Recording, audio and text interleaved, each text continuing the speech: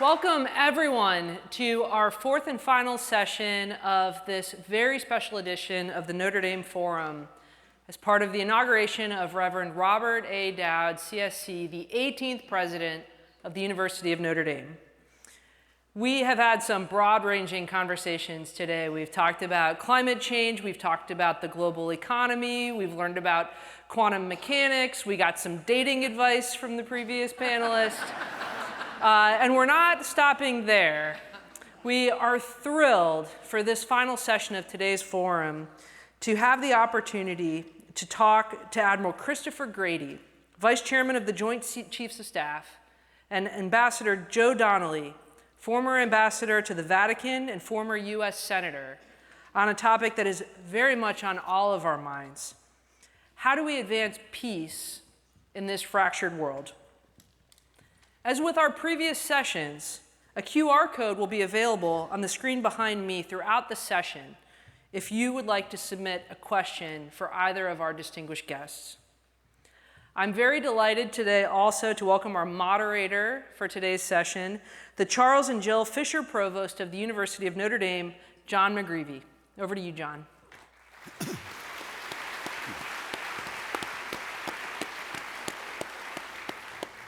Thank you, Megan. This much anticipated conversation is our fourth and final element in today's Notre Dame Forum, where we've been examining the question, what do we owe each other? As Megan mentioned, we've been reflecting today on our responsibilities to each other and our shared responsibilities to the larger world. And in this segment, I can't think of two better positioned people to help us think through this question. Two distinguished graduates of Notre Dame, two leaders who have dedicated their remarkable careers to public service at home and abroad. On my right, I think you can probably tell that this is the Admiral. On my right is a native of Newport, Rhode Island, Admiral Chris Grady, a proud member of Notre Dame's class of 1984, where he received his military commission through our university's Navy ROTC program. His remarkable career has spanned 4 decades, including service as commander of the United States Fleet Forces Command, and today he is the 12th Vice Chairman of the Joint Chiefs of Staff, the nation's second highest ranking military officer. And he currently serves as the Navy's Old Salt, its longest serving surface warfare officer on active duty. Please join me in welcoming a distinguished alumnus.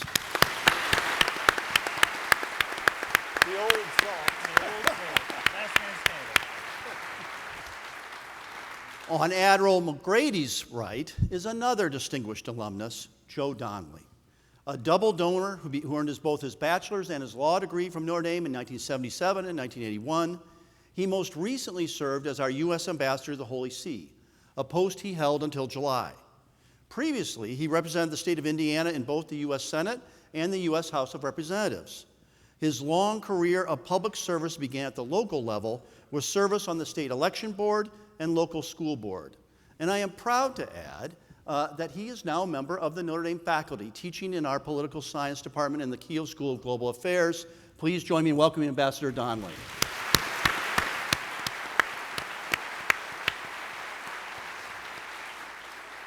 Okay, it's time to get to work. We're asking these extraordinary leaders to think together with us on how to advance peace in a fractured world. Before we touch on diplomacy and conflict around the world, I'd like each of you, and we'll begin with Admiral Grady, talk a little bit about your Notre Dame journey, what first led you to the university, your time on campus as a student, and maybe how the experience of being a student at Notre Dame has shaped your career. Admiral Grady. Yeah, thanks. So I'm a naval officer. I come from a Navy family. My son, who is class of 12, is a naval officer. My dad was a naval officer. My granddad was a Marine. My great-granddad was in the Navy. So Navy was kind of in my blood. So I knew that was what I was going to do. The question is, how do you get to that commissioning state? So there are a couple of ways to do it. You can go to OCS, you can go to the Great U.S. Naval Academy, or you can do ROTC. So what are the differentiating factors for me? Well, there were at least 3. The first was I wanted to go somewhere where I could be part of a larger community, one that has a huge impact in the world. And when I read up on Notre Dame, when I learned about it, that was what drove me step 1. Step 2, I was a fencer. And so to come here and defense with the guy named Mike DeChico, to kind of continue that going, that was pretty important. And then the last one was I had met some friends who had been here, and I was really impressed with with those folks. So that leads me to part two of your question about my time here. And I think I have one word for you on my time here, my 4 years. And I didn't come to this realization until I had been gone for, 10 or 15 years. But when I reflect on my time here, it was all about mentorship. Pretty important in my line of work, frankly.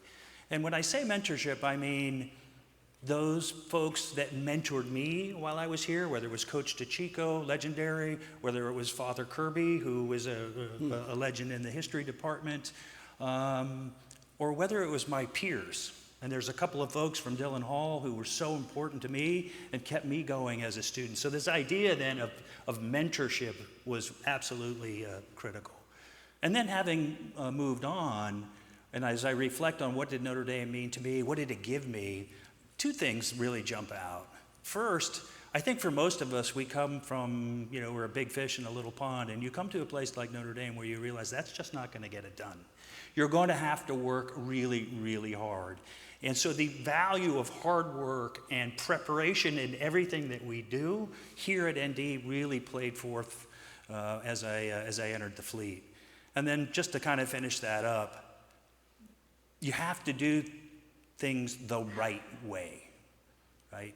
And so the ethical development that one undertakes while you're here at Notre Dame is really, really important. So hard work and preparation, but doing it the right way, which is something that this university instills in every student and every person who comes in contact with this university. Those two things have really carried me a long way, and I am forever indebted to ND for that. Terrific. Ambassador Donnelly. So my path was a little different. My dad was in the Navy. I told the Admiral before. And my dad's goal was to never meet any admirals because only trouble could follow. He did. My dad put the mop away and went back to his cubby hole. His swab. And my wife's dad was in the Marine Corps on Guadalcanal. He took a shot in the backside, and he said, "Joe, just be careful. Keep your head down is what you do." But for me, I grew up on Long Island, and we were a family that had never gone to college. It was, my grandparents came from Ireland, and it was put your head down and work. And I was the fifth of five. And so my brother was the first to ever go to college. And what I knew of Notre Dame, I knew from watching on TV, and that was about it. But, my dad didn't tell me, and nobody told me, but I decided to apply kind of on the sly, because I thought I would be just going locally. I came from a family, my mom died when I was very young, and so my dad raised 5 kids on his own.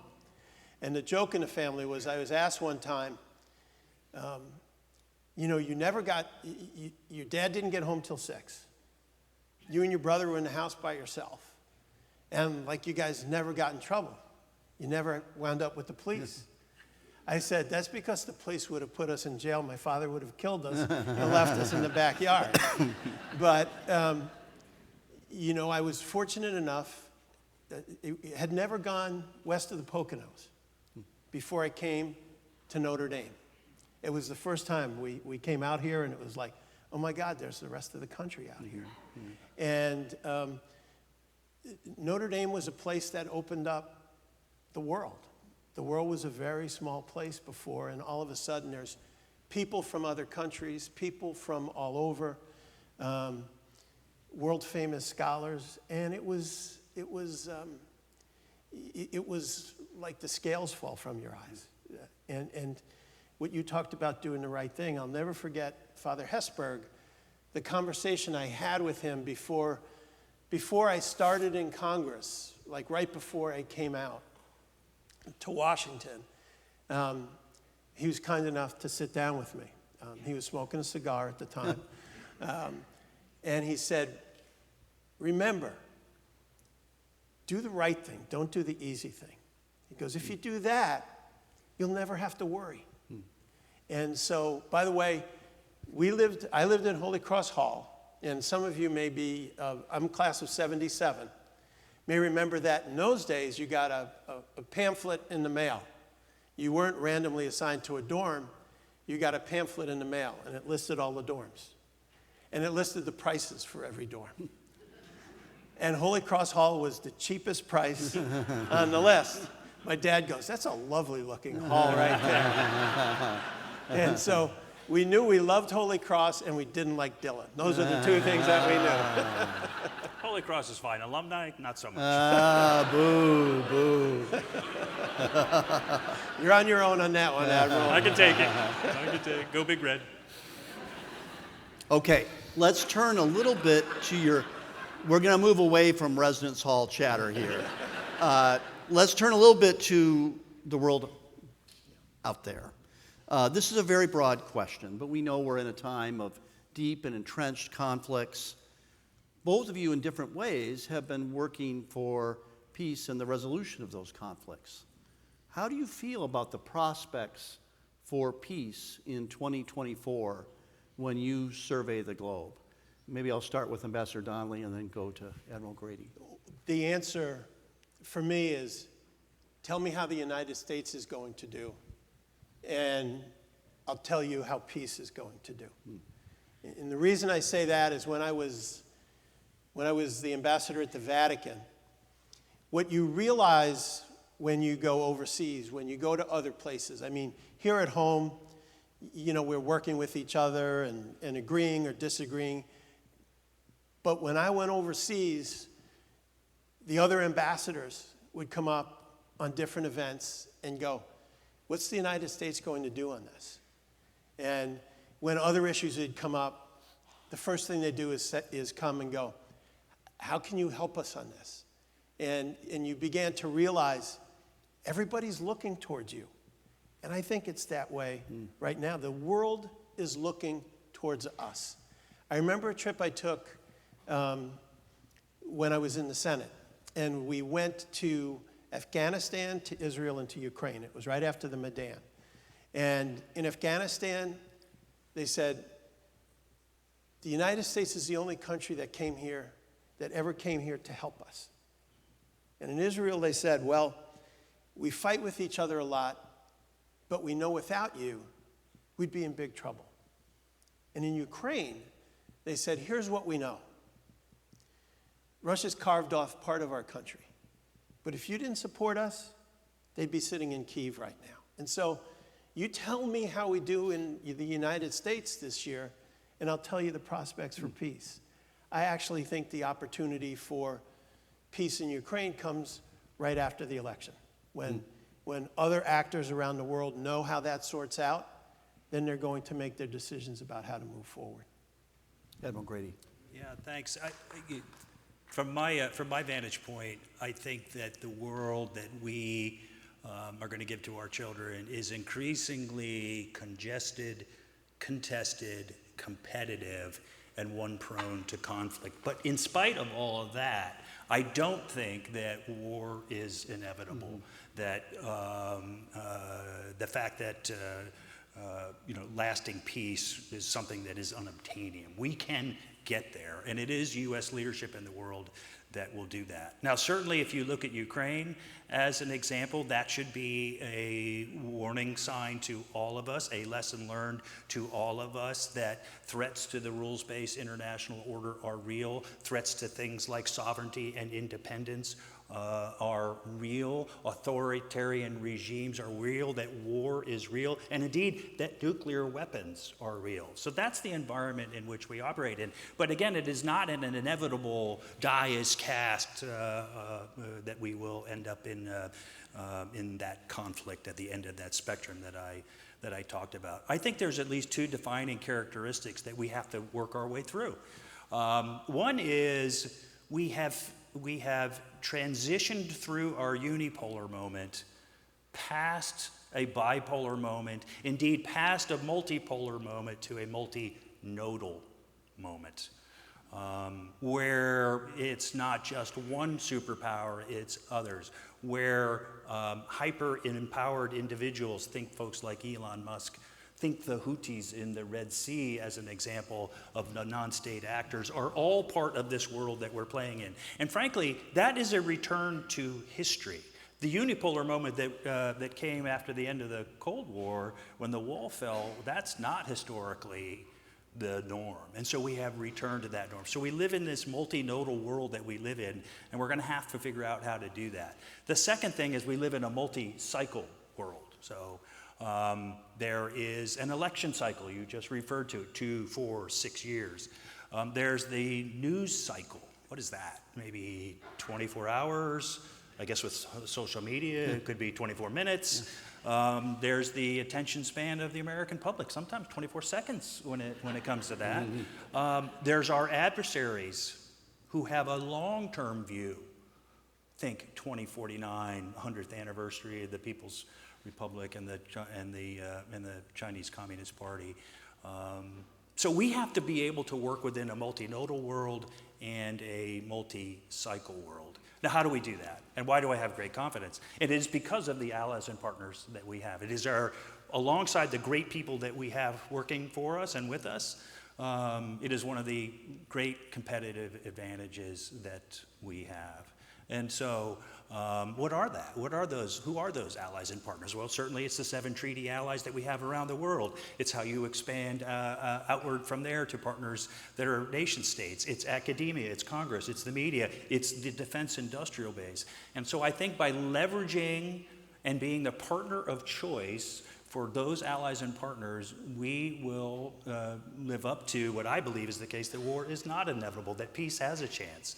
You know, Winston Churchill said, the only thing harder than fighting with your allies is fighting without them. And boy, is that true. And it takes leadership. Admiral Grady, I'm going to keep that train of thought a little bit. I love that phrase, multinodal world. I was privileged to be at an event where you spoke to some Notre Dame groups in Washington, D.C., and you made the distinction between things that wake you up at night and things that keep you up at night. Right. What are the things in our multinodal world that keep you up at night, if you look around the world right now? Yeah. So at least 2 things. The first, I would say, is the opaqueness of the world that we live in, an opaqueness that is bred of a lack of understanding of others in the room or on the playing field. What that contributes to then is you don't understand the motivations of those that you're working with or perhaps contesting with or competing with. And that opaqueness, that not understanding what their red lines are, or indeed what their red cup is, in other words, how much will overflow, how much will it take to overflow that red cup, that makes it really, really hard. I think that's driven by hyperpoliticization. It's driven by folks taking a maximalist view on everything.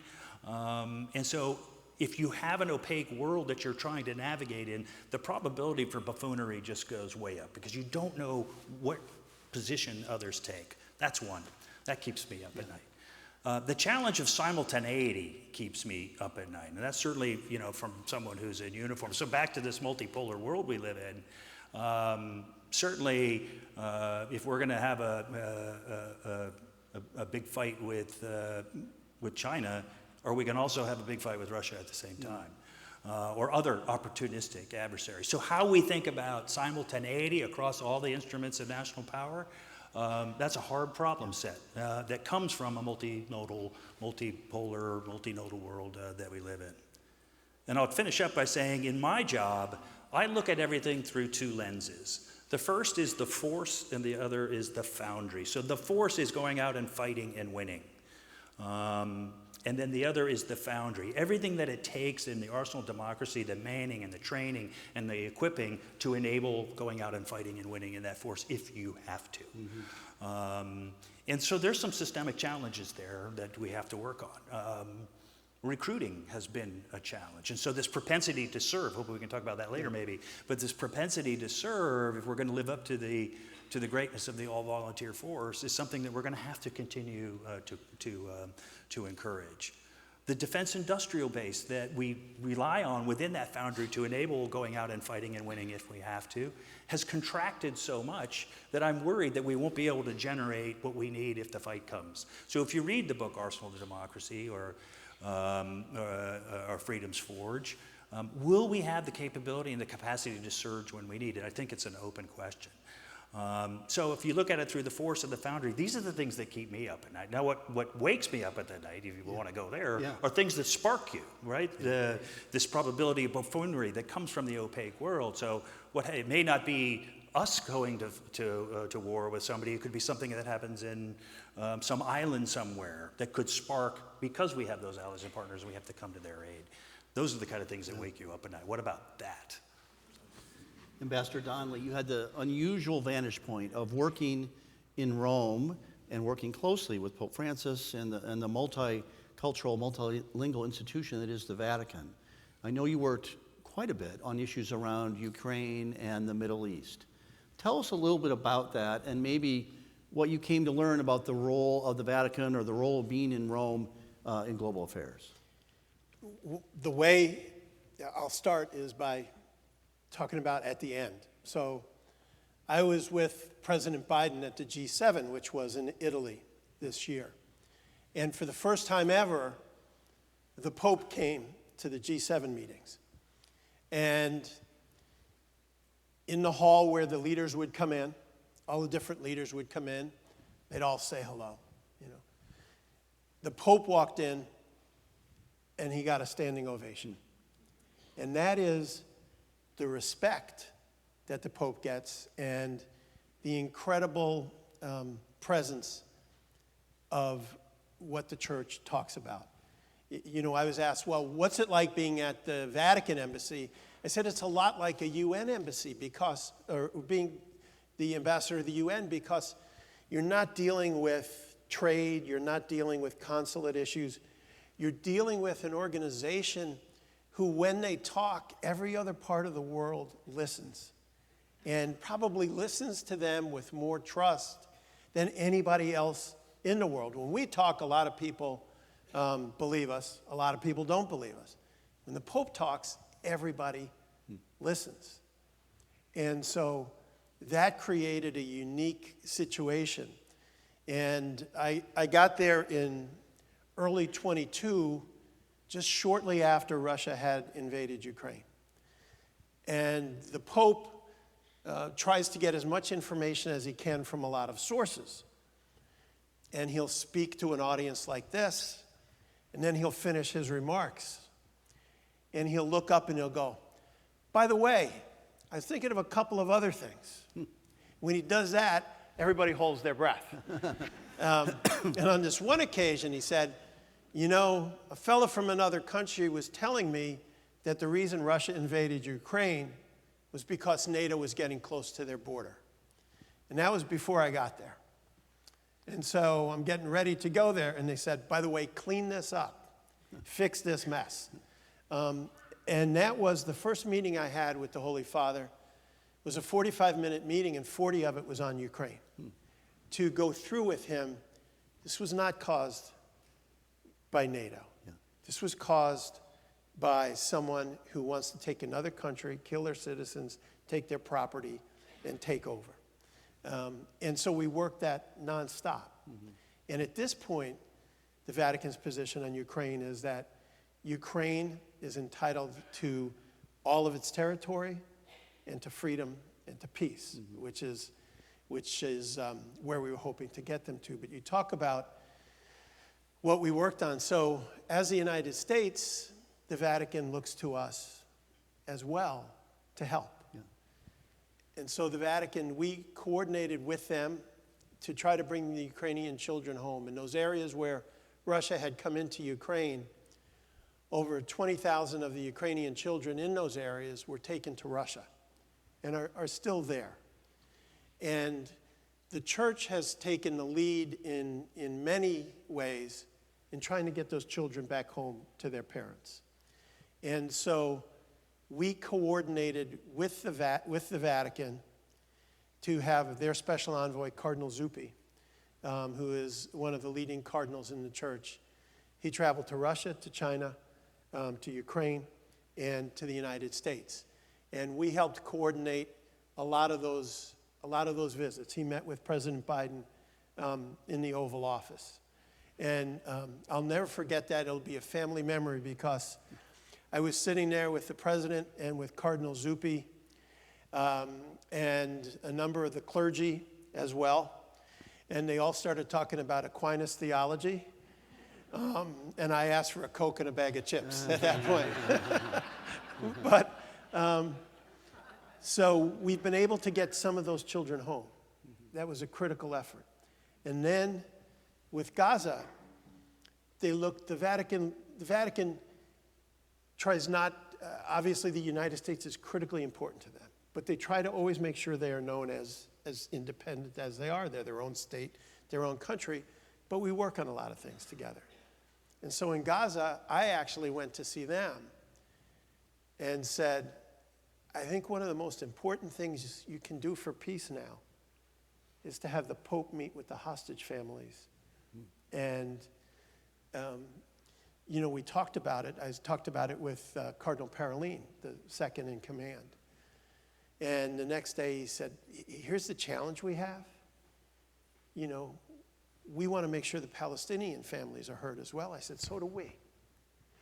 Because we want peace. We want Palestinian children safe.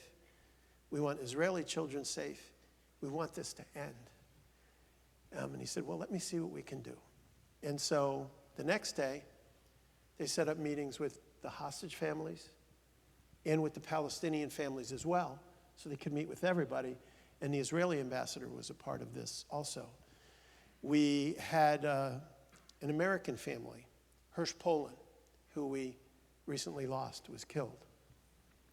And his parents were there. You've never met two more courageous, two more dedicated and devoted people. But the Holy See, through us working with them, saw that they could be one of the strongest voices to try to get these families, to get these hostages home, the Palestinian families safe, and to end this. Thank you. That's beautiful. Both of you in your careers have worked on diplomacy, peace, security. Could you think a little bit historically, and maybe I'll get Admiral Grady to jump in first. We're 35 years since the end of the Cold War. What has changed in that period? You entered the military. When did you graduate from Notre Dame in 1984? Mm-hmm. So before the end of the Cold War, you were in the military. Right. If you think back over the arc of your career, what has changed about American responsibilities in the world, the work that you do over that 35-year period? Yeah. Well, certainly the first 10 years of my career was chasing the Soviets around. Yeah. Then, peace broke out, and now we're kind of back to that. So I would say that this return to great power competition is coming full circle, back all the way around. But there was a period there in which we were not in that bipolar moment. So that's really important. Another thing that has changed is all of the things that contribute to a strong and effective deterrent that the U.S. military is part of, that has changed too, whether it's the rapid acceleration of technology that forces us to think about tactics, techniques, and procedures, or disruptive technologies that really challenge the way that we put all of that together, or the ethics of all of that together. That has changed moving into to where we are now.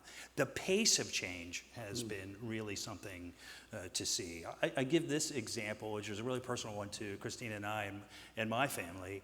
When I first came in the Navy, we would get mail by sea, and Christine had to number all of the letters.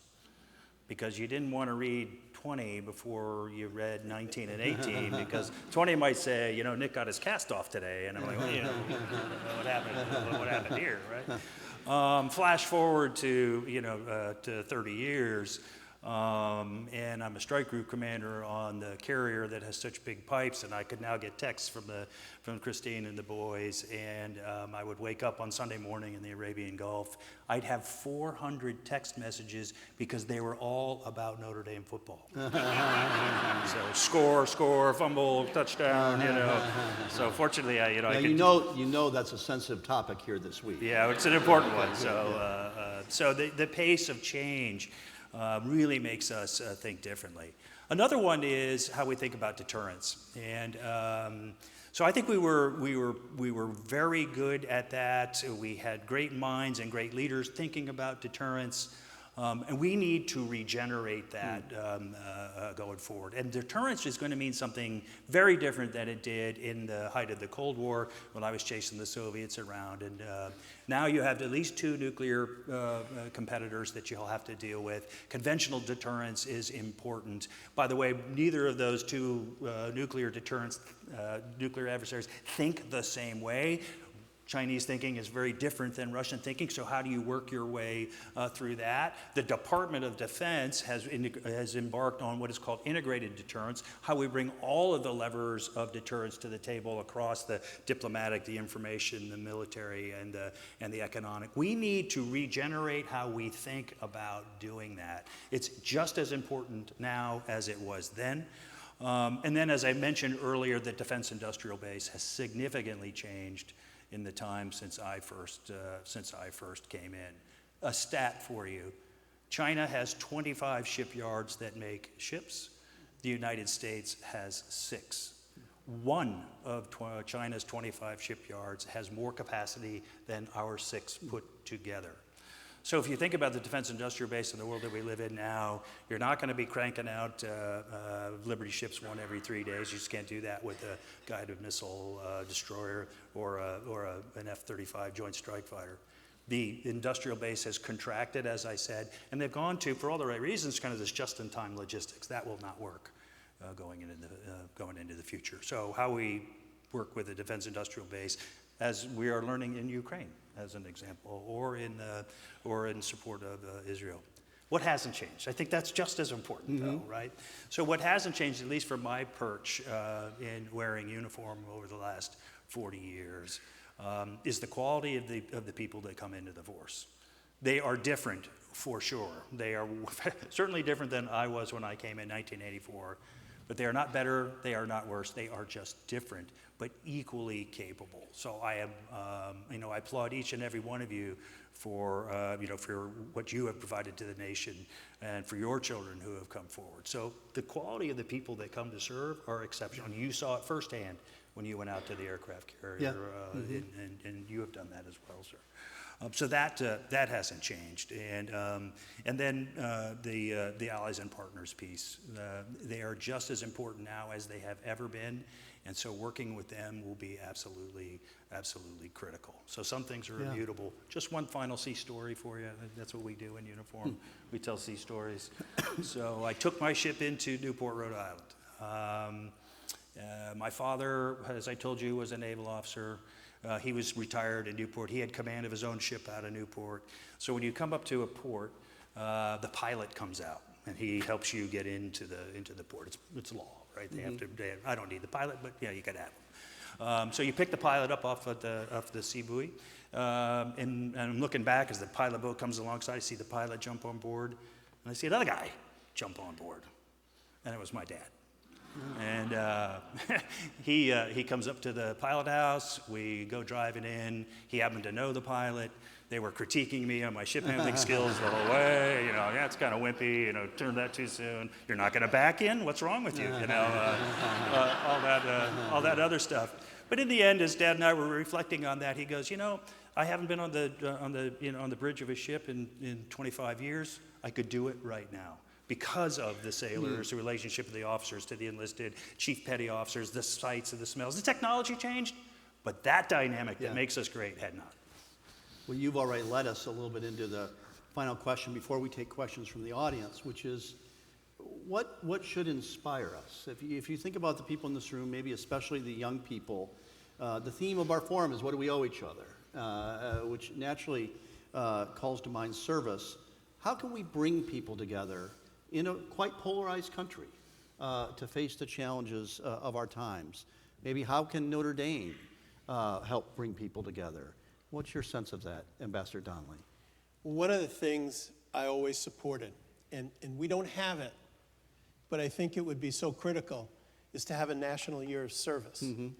And that is whether you're in the military or whether you want to go to teach at a school, and Notre Dame does this, the ACE program, other programs. I mean, when you give of yourself, you connect to a place. I worry about how connected everybody is to this amazing country that we have. And I worry about how everybody is almost an island of their own, as opposed to a country pulling together. When you talked about what do you worry about, I worry about our country caring enough about each other. I worry that when this election is over, it's over. There's a winner. Yeah. Let's come together and let's be a strong nation that supports our allies and our friends. I worry about things like a $35 trillion debt. We're not serious if we think we can continue to do this to our children, because they pay the bill. But what makes me so optimistic are our young people. I mean, here at Notre Dame, I teach a course. And my first day I went back and my wife said, "How did it go?" I said, "It went really well, except they're all smarter than I am." and I couldn't turn on the computer. I mean, they deserve from us our best. They deserve us to be serious about, the obligation in America has always been, we're going to hand to our kids a better, stronger America than was given to us. And then whether it's China or Russia or anybody else, if we do that, we'll always be the ones that people look to. Like, I can't emphasize enough to you when I was in Rome, how we would walk into a room and, I don't think of it this way when I'm coming over there.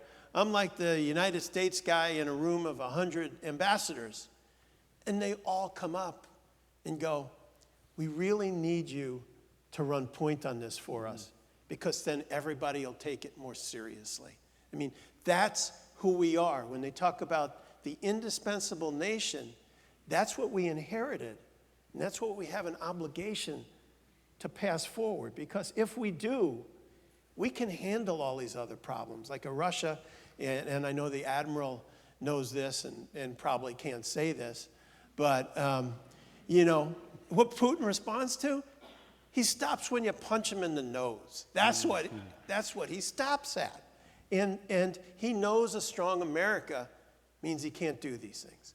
With the Chinese, they know with a strong America, they're better off being our friends and partners as opposed to adversaries. So what makes me so excited and so hopeful are our young people, how incredible they are, how smart they are, and that I have extraordinary confidence in all of them. And I think what is Taylor Swift has 200 million followers on Twitter or Instagram or one of those things. And I think and her brother went to Notre Dame, from everything I understand, which probably gave her wisdom. But here's a young girl who did this all on her own. Just started playing a guitar and singing and figured it all out. And that's who we are. That's our secret sauce in the United States, and that's why I'm optimistic. Okay. What gives you hope beyond Taylor Swift? Yeah. She's a pretty good reason Yeah, to have she's a good hope. reason, yeah. Well, I talked about the opaque world that we live in, and I think there's at least two ways to cut through that. Let me give you a quick sight picture of what's in my office. So in my office, I have a big TV up there, and we have it kind of on 4 panels, and I have, one of the networks that's more right and one of the networks that's more left, and then, ESPN, of course, right, and then the Weather Channel. The only one that I ever allow my staff to put the volume on is the Weather Channel, right? And to me, though, the fact that I can watch the crawler on the right side and the left side and see 2 different stories, 2 different ideas of the truth is symptomatic of this opaque world that we live in. So we've got to we have to bust through that. And I think it has to be a pursuit of truth. And one of the things that I think ND does better than anybody else is it enables our students and what you put forth into the nation to get after truth, to be a discerning consumer of all of the various things that are out there, whether it's X or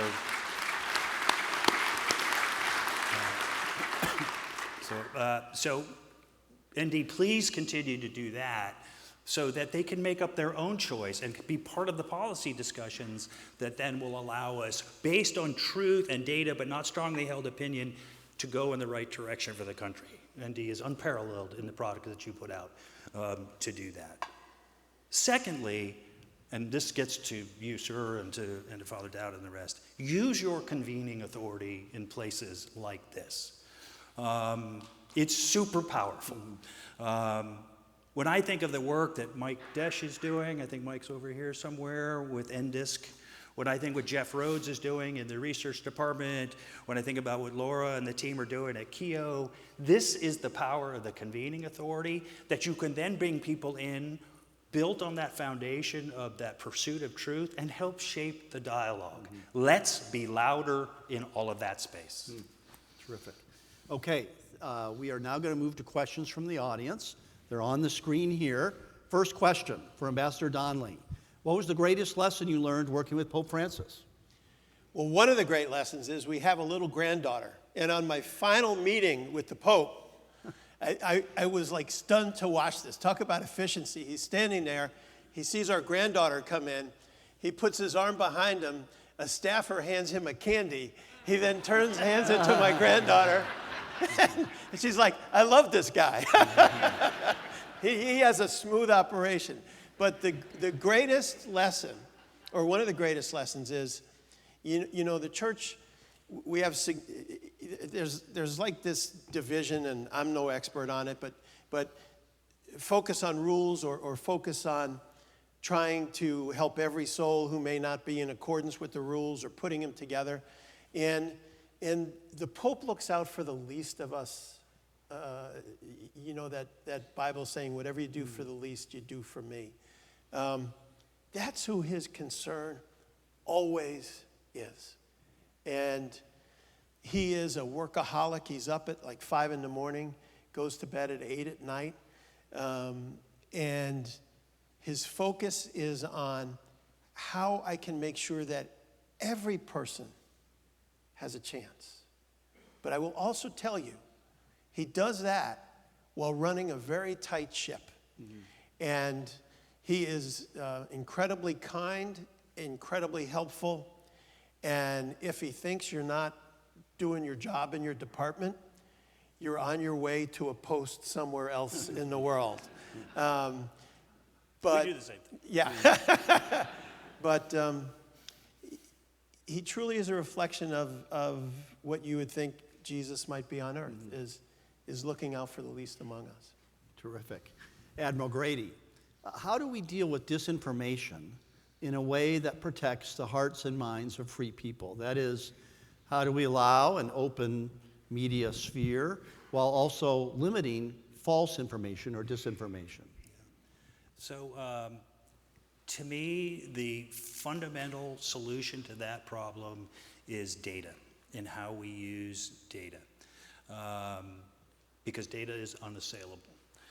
And it should be the foundation of all of the policy dialogues that follow, whether it's on some of the issues that were teed up here or on anything else. One of the biggest problems we have in my department, and I don't know whether it's the same here, is how well do we see ourselves? right? So that we can inform decisions. So back to how I look at everything through the force and the foundry. On the foundry side of things, on the force side, it makes sense, right? I need data dominance that will allow me to think and warfighters to think and turn faster than the enemy in this hypersonic world that we live in. But I similarly need it on the foundry side. So if Congress comes to me and says, you've asked for more readiness dollars, Department, what did you do with the rest of them? I have to be able to come back and go, here's your return on investment, and here is why we need more. I'd give us about a C- on that in the department right now. We're working really hard to try and improve it. The Marine Corps just passed their audit, as an example. Boring, I know, but what it speaks to then is, do we have data that gets us past strongly held opinion to fact that then is the launching point to have respectful dialogue. We need to do more of that, and I'm pretty bullish on our ability to do that. So you can think about vast quantities of data and how we apply artificial intelligence to it.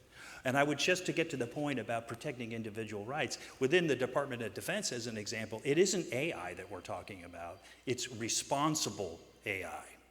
Because we have to protect the rights of individuals. And oh, by the way, what separates us from adversaries that might be totalitarian regimes like in Russia or China is we have this pesky thing called the truth. Yeah.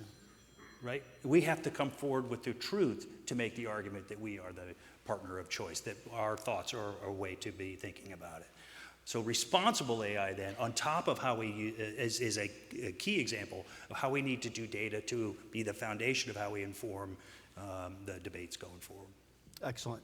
Okay, final question. I have to say, this is a tough one from the audience. We're all kind of laughing looking at it here.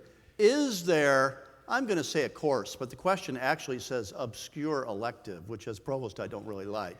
But is there a course you took at Notre Dame whose lessons you still use today, Ambassador? I go first. I'll do two. Two. One was I took space technology, which many of you remember. It was primarily because the rumor in Holy Cross Hall was you could get a good grade in space technology. I didn't make it to Mars or to the moon or to even go up in some of the Navy jets, but it was a great course. But the one course I would tell you about that was incredible, and an incredible man, Professor Leader, art history. And, you know, I was a kid who read the comics. And when they talked about the Italian artists, I was thinking of the guys in Little Italy in New York City. But you just looked and you said, I can't believe this stuff. Because he would have slides of the art, and he would lecture about it. And he was so elegant, and you know, I'd never seen a guy like him before. So inspiring. And then you find out afterwards, he was on Iwo Jima. And was in the middle of the fight in Iwo Jima. And he never mentioned it in the class. But I do remember he drove a Jaguar. And I thought, this guy is really something. Okay, so we have a legendary art history course. Kind of in the same vein, I don't know whether it's the same now, but you told us to take fine arts courses as an elective. So those were, okay, where's the grade pad that I might take? And for me, it was a course called Symphonic Masters. So I thought this can't be that hard. And I never heard of Sympholimbo. And so we rolled in there, a couple of my buddies and I all signed up to take the course. And it was wicked hard. And, oh, that's so awesome. It was wicked hard. Drop needle tests. That hours spent in the Hesburgh Library listening to the assignments. Listening to the assignments. And then, you know, having the second class was a quiz on the drop needle. Boom, you know, what movements, you know, who's the artist. Why was that such an important course, though? And what have I taken away from that every time? One was don't judge a book by its cover. That's one. But the other was the course itself was fascinating. Learned a lot about symphonies, but it was because it was interdisciplinary. It was the context in which the music was written. That was as important to the professor as understanding what movement you were in and who the artist was, and then to try to describe the motives behind it. So then this idea of no decision is made in a vacuum, and that the larger context always is important, and to broaden your thinking before you focus in on that one thing, that course taught me that. Yeah. And I've frankly been forever indebted to the symphonic masters. What a nice tribute to liberal arts education. That's a fact. I was not predicting this answer. Art history and symphonic masters. Okay, we have reached the end of our time. Before we thank our exceptionally distinguished public servant visitors, we do have a gift for them. It is, I'm going to hand it to you right now with the warning that we do not want you to drop it as you exit the stage. It is a beautiful crystal of the dome with Mary on the dome in the main building. Thank you so much. Thank you. That is beautiful. And we've reached the end of a remarkable day on what we owe each other. Let's give another round of applause to our two distinguished guests.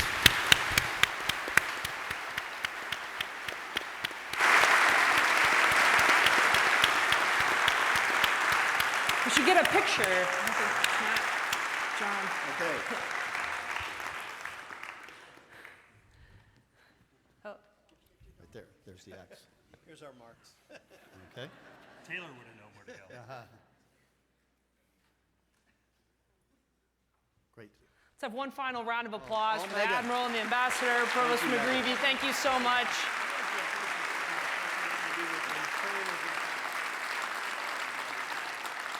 Friends, thank you to all of you for joining us. The Ambassador, well, thank you. Thank you guys for joining us today for this first day of really exciting events around Reverend Robert A. Dowd's inauguration.